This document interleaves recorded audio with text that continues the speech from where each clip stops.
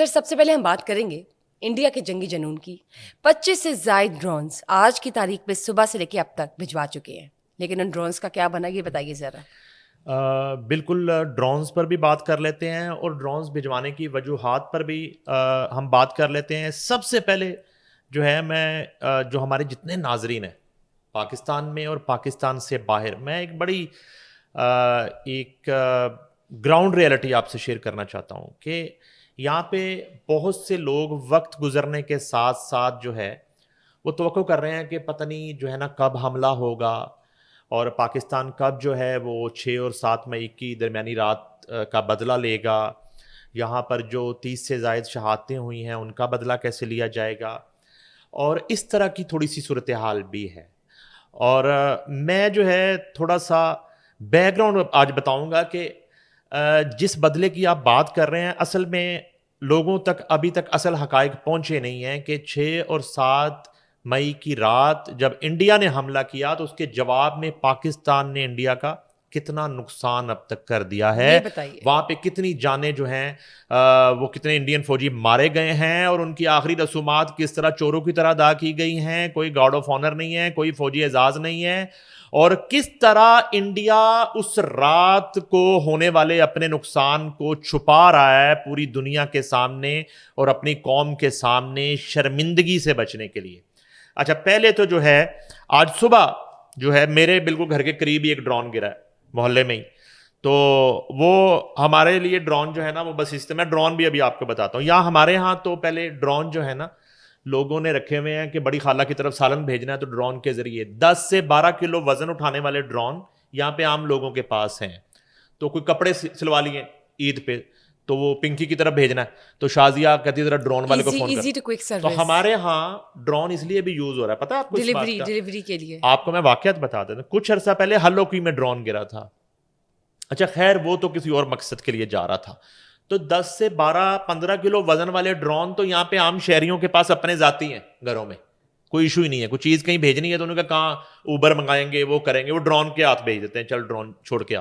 وہ چھت پہ جا کے ڈرون جو ہے وہ اس کو ڈراپ کر دیتا ہے وہاں پہ. یہ میں آپ کو حقیقت بتا رہا ہوں. یہ شروع ہوتا ہے شادی بیاہ والے ڈرون سے. ایک ڈرون وہ ہے جو صرف ریکارڈنگ کرتا ہے, وہ شادی بیاہ کی مووی پہ بھی ریکارڈنگ کر رہا ہوتا ہے, نکاح 3 دفعہ قبول ڈرون سر پہ, بال اڑ رہے ہوتے ہیں, کہتے تھوڑا دور کرو ڈرون کو. نہیں آپ نے نوٹ کیا آپ کو ایکسپیرینس ایگزیکٹلی. اچھا پھر میں نے آپ کو دوسرا ڈرون بھی بتا دیا. اچھا یہ بھی کوئی ڈرون جو ہے نا یہ پاکستانی قوم کو سمجھنا چاہیے کہ یہ کوئی اس طرح کا ڈرون نہیں ہے خدا نہ خواستہ کہ جس نے آ کے یہاں پہ کوئی تباہی کر دینی تھی, کوئی بربادی کر دینی تھی. اس کے باوجود جو ہے یہ 30 سے زائد ڈرون جو آئے ہیں تقریباً 8 مئی کی صبح 7 بجے یہ ڈرامہ شروع ہوتا ہے. اچھا اس میں جو ہے افواج پاکستان سافٹ کل تکنیکی اعتبار سے اور ہارڈ کل ہتھیاروں سے اب تک جو ہے وہ 30 سے زائد جو ہیں 31 غالباً یہ اسرائیل ساخت کے یہ ڈرونز ہیں. یہ تھوڑا سا اس ڈرون سے اس کو تھوڑا ایک ہیوی ڈرون آپ کہہ سکتے ہیں, اور یہ جو ہے اس سے زیادہ وزن اٹھا سکتا ہوگا جن ڈرونز کی میں بات کر رہا ہوں, جن کی یہاں پہ مالیت جو ہے وہ 35 لاکھ تک بھی ہے, 40 لاکھ تک بھی ہے, 60 لاکھ تک بھی ہے.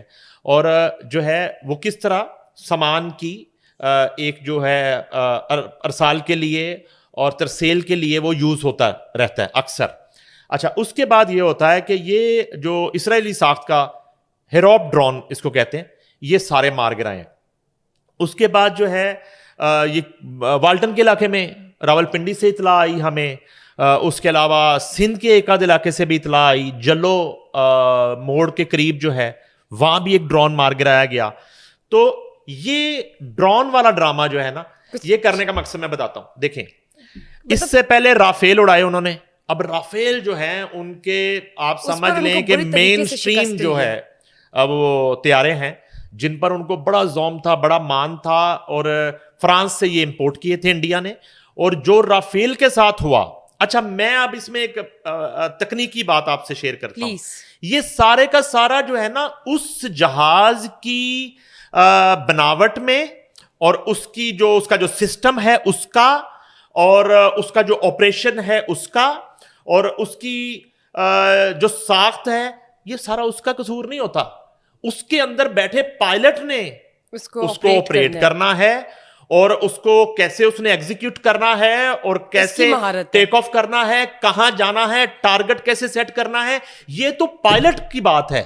یہی وجہ ہے جب رافیل گرے ہیں, اس سے پہلے رافیل کی پرفارمنس دنیا بھر میں فرانس نے جتنے رافیل بیچے ہیں ان کی اتنی گندی, اتنی بری پرفارمنس نہیں ہوئی جو ان کتے انڈین پائلٹس نے بیڑا غرق کر دیا ڈرون کا. پہلا میسج جو نریندر مودی کو فرانس کے صدر نے کیا وہ پتہ کیا کیا رافیل گرنے کے بعد؟ اس نے یہ کیا, یہ بھیجا اس نے میسج. وہ میں نے میسج مودی بھائی کا جو ہے نا دیکھا, تو فرانس کے صدر نے کہا کہ مودی رافیل کے ساتھ یہ کروا دیا, ان کی جو پروڈکٹ ہے وہ بھی تباہ ہو گئی, وہ برباد ہو گئی ہے, وہ بھی تباہ ہو گئی, اس کے ریٹس جو ہے نا وہ یوں زمین پہ آ گئے بالکل. جو ہے جنگوں میں یہ تو استعمال نہیں کرنے والا, یہ جنگوں میں, یہ شادی بیاہ میں بھی استعمال نہیں ہونا. اس پہ بارات لے کے بھی کسی نے نہیں جانا کہ رافیل پہ بارات جا رہی ہے, ٹھیک ہے نا. انہیں یہ یقین ہی نہیں ہے کہ بارات پہنچے گی نہیں پہنچے گی, ادھر دلہن بیٹھی ہے ادھر بارات نہیں پہنچ رہی, رافیل راستے میں گر گیا ہے. رافیل اس قدر بدنام جو ہے نا وہ پلین ہو چکا ہے, فلاپ ترین پلین رافیل جو ہے. اچھا, پھر اس کے ساتھ ہی ساتھ ان رافیلوں کو گرانے والے جو پاکستانی مشینری ہے, جو پاکستانی اکوپمنٹ ہے, اور الحمدللہ کہ ایک طیارہ جو ہے, یہ جو مودی میڈیا ہے ان کے بھونکنے میں بھی نہیں آپ سنیں گے.